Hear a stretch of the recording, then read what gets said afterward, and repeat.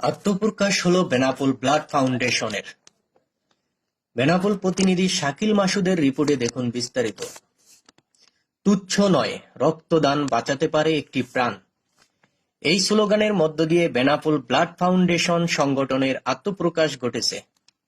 শনিবার বিকেলে বেনাপোল ব্লাড ফাউন্ডেশনের পরিচালক রেজওয়ান হোসেন আকাশের পরিচালনায় সভাপতি পারভেজ মোশাররফের সভাপতিত্বে, সাধারণ সম্পাদক আমির হোসেনের সঞ্চালনায় বেনাপোল রহমান চেম্বারের ৬ষ্ঠ তলায় অবস্থিত সানরূপ রেস্টুরেন্টে এক পরিচিতি সভার মাধ্যমে বেনাপোল ব্লাড ফাউন্ডেশনের শুভ উদ্বোধন ঘোষণা করা হয়।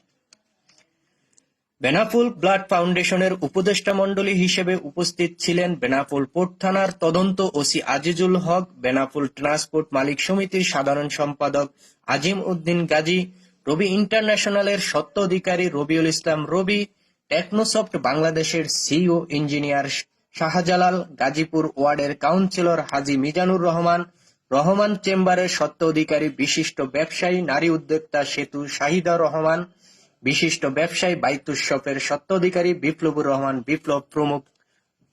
খান Mohammad Riazuddin, desk news, BMF television.